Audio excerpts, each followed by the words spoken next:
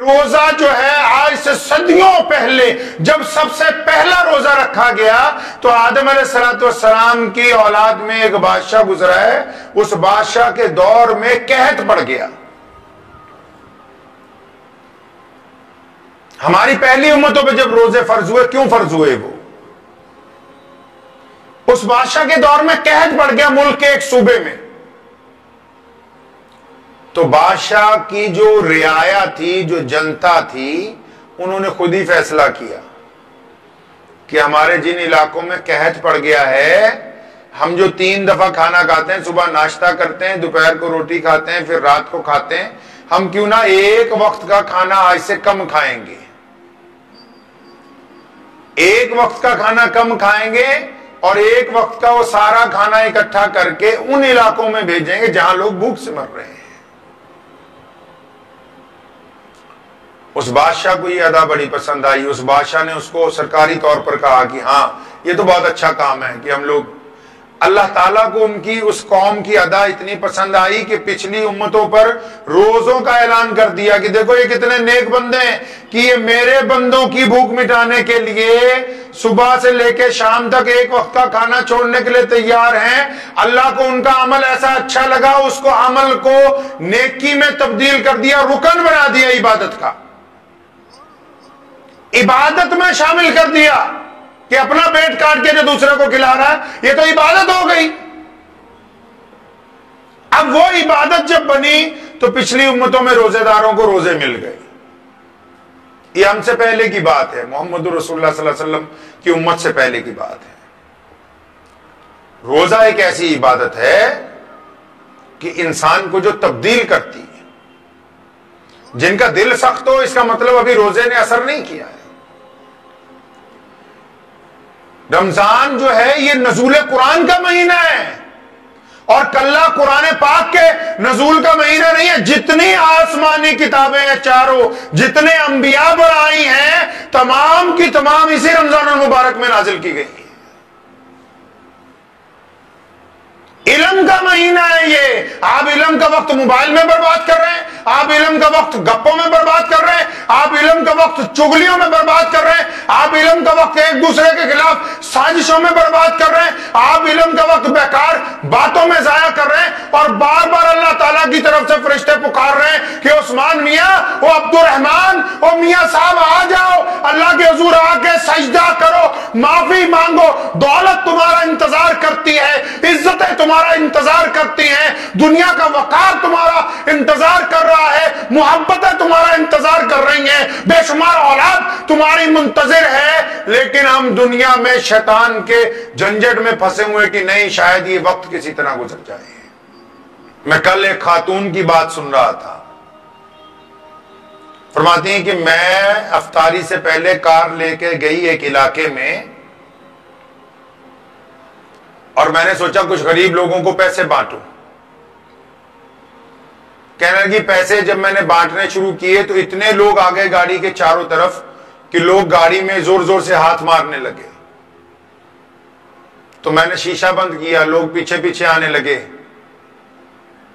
تو مجھے اپنا جان کا خطرہ ہو گیا. اس خاتون نے کہا کہ جان کا ظاہر سی بات ہو جاتا ہے جتنے لوگ سامان بانٹنے جاتے ہیں، لیکن جو اس نے بات کہی وہ سننے والی ہے.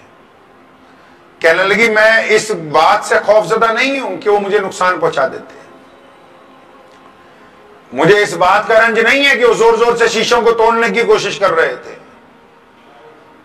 رنج اس بات کا ہے کہ پوری دنیا کی سرکاریں مل کے لوگوں کو 2 وقت روٹی نہیں دے سکی.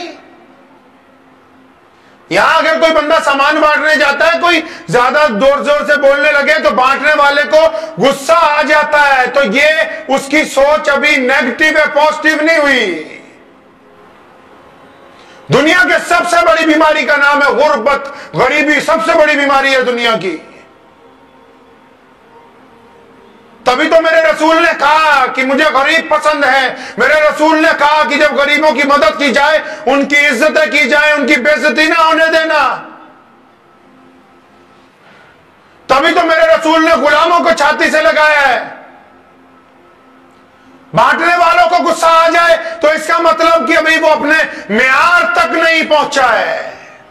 اسے اندازہ ہی نہیں ہے اس بھوک کا، اندازہ ہی نہیں ہے اس ذلت کا، اندازہ ہی نہیں ہے اس پریشانی کا، اندازہ ہی نہیں ہے اس دکھ کا جو ان بندوں کو پہنچ رہا ہے، جو نہ چاہتے ہوئے بھی آپ کے آگے ہاتھ پھیلا رہے ہیں، آپ ان کے دکھ کا اندازہ ہی نہیں لگا سکے ہیں۔ آپ کو ابھی اندازہ ہی نہیں ہوا ان کی تکلیف کا۔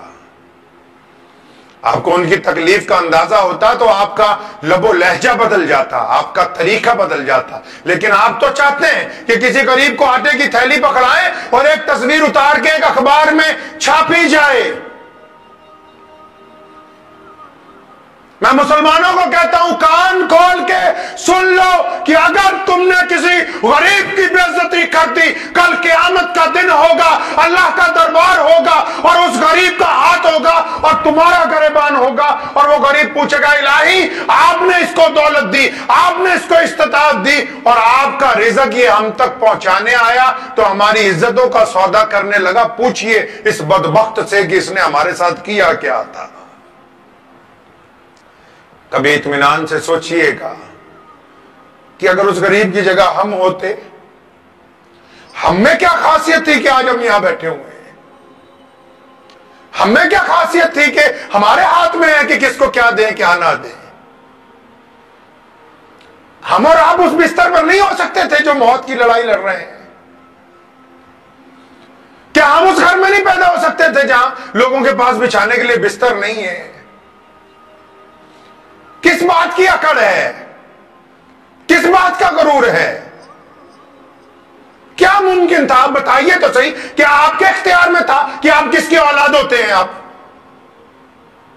اللہ نے یہ بات کسی کے اختیار میں نہیں رکھی کہ کون بندہ اس کے ماں باپ کون سے ہوں گے، اور یہ اختیار میں نہیں اللہ نے رکھا کہ کون بندہ کہاں پر مرے گا۔ کوئی دنیا سے بڑے سے بڑا بادشاہ یہ بات طے نہیں کر سکتا ہے۔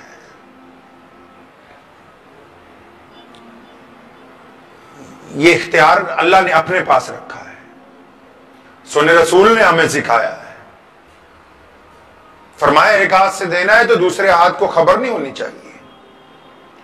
اور رمضان کریم میں اس مقدس مہینے میں امی عائشہ رضی اللہ تعالیٰ نے فرماتی ہیں کہ محمد رسول اللہ صلی اللہ تعالیٰ علیہ وسلم اتنے فیاض تھے کہ تیز ہوا اتنی تیز نہیں چل سکتی جتنے میرے رسول صلی اللہ تعالیٰ علیہ وسلم لوگوں کو بانٹتے تھے، لوگوں کے ساتھ فیاضی کرتے تھے۔ اس لیے روزے دار بالخصوص یاد رکھیں کہ ہمیں اپنی ہمت کے مطابق کام کرنا ہے۔ اللہ نے جتنی ہمیں ہمتیں دی ہیں، اپنی ہمت کے مطابق لوگوں کو بانٹنا ہے، اپنی ہمت سے بڑھ کے بانٹنے کی کوشش کرنی ہے، لیکن جن کو دیا جا رہا ہے ان کی عزت نفس کا بڑا خیال کرنا ہے جی، جن کو دے رہے ہیں ان کی بڑی عزت کا خیال کرنا ہے۔ راتوں کو چھپ کے جیسے عبادت کی جاتی ہے اس طرح اس عبادت کو کرنا ہے، لوگوں کے دلوں کو ٹھیس نہ پہنچے۔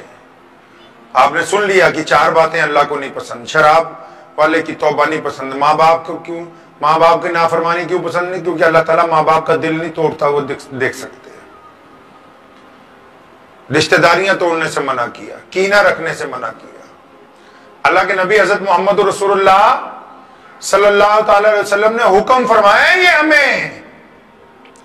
کئی لوگ بیچ میں اپنی مرضیاں ڈھونڈتے ہیں اسلام میں، اللہ کے رسول صلی اللہ علیہ وسلم نے آپ کی رائے نہیں لی، حکم فرمایا ہے کہ اپنا مزاج ٹھیک کر لو۔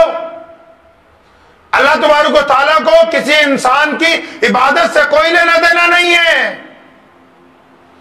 دنیا میں بڑے بڑے ترم خاں آئے، بڑے بڑے چلے گئے، لیکن اللہ تبارک و تعالیٰ کو وہ لوگ پسند ہیں جنہوں نے اللہ اور اس کے رسول صلی اللہ علیہ وسلم کی اتباع کی ہے، اللہ اور اس کے رسول سے محبت کی ہے، اور اللہ اور اس کے رسول سے ان لوگوں نے محبت کی ہے جنہوں نے لوگوں کے ساتھ ایمانداریاں کی ہیں۔ ایک صحابی رسول صلی اللہ علیہ وسلم ہے، گھوڑا خریدنے کے لیے گئے۔ اب جب گھوڑا خریدنے کے لیے گئے تو جو بندہ بیچنے آیا وہ کم دام بتا رہا ہے، تو اس کو کہنے لگے بھائی نہیں تم تو بہت کم بتا رہے ہو، میں اور 100 دینار زیادہ دے دوں تو لے لو گے؟ کہنے لگا جی ہاں لے لوں گا۔ تو بیچ میں جو دلال ہوتے ہیں نا منڈی میں، اس نے کہا نہیں آپ کو ہو کیا گیا، زیادہ پیسے دے رہے ہو، یہ تو کم میں دینے کے لیے تیار ہے۔ फरमाया नहीं, ये घोड़ा ज्यादा कीमत का है,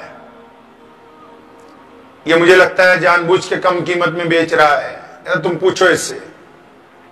उससे पूछा तो उसने कहा हाँ वाकई ये घोड़ा ज्यादा कीमत का है, लेकिन मुझे आज ही पैसों की जरूरत है, मेरे घर में मेरी बेटी की शादी है, तो मैं मजबूरी में अपना ये कीमती घोड़ा कम कीमत में बेच रहा हूं। कुर्बान जाऊं मोहम्मद रसूलुल्लाह के सहाबा पर, कुर्बान जाऊं मोहम्मद रसूलुल्लाह के जानिसारों पर। ये अल्लाह का एहसान है कि अल्लाह ने हमको उस उम्मत में पैदा फरमाया मेरे रसूल ने सिखाया हमें कि पुत्रों सौदा खरीदना है, मजबूरियां नहीं खरीदनी।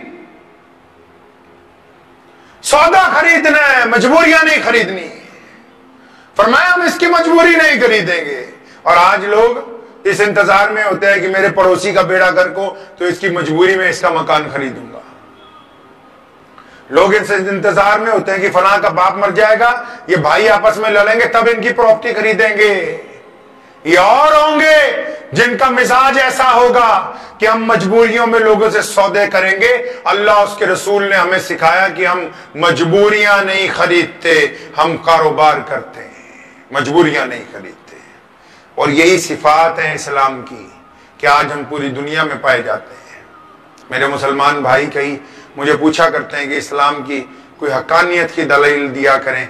मैंने कहा आज के इस गए गुजरे दौर में जब पूरी दुनिया ये कहती है, पूरी दुनिया का मीडिया ये कहता है कि इस्लाम दहशतगर्दों का मजहब है, आज के इस गए गुजरे दौर में जो बड़ी बड़ी सरकारों के बड़े बड़े चौधरी ये कहते हो जी कि मुसलमान जो हैं ये खराब है, ऐसे दौर में दुनिया के हर मुल्क में, दुनिया की हर रंग में, दुनिया की हर नस्ल में, दुनिया के हर खित्ते में, दुनिया के हर शहर में, हर बोली में, हर जुबान में, हर हवाओं में कोई हो या ना हो, कलमा ला इलाहा इल्लल्लाह मोहम्मद रसूलुल्लाह पढ़ने वाले मुसलमान मौजूद हैं। तो इससे बड़ा जिंदा मौजज़ा क्या होगा कि मेरे रसूल ने इस दीन को फितरत का मजहब बनाया है।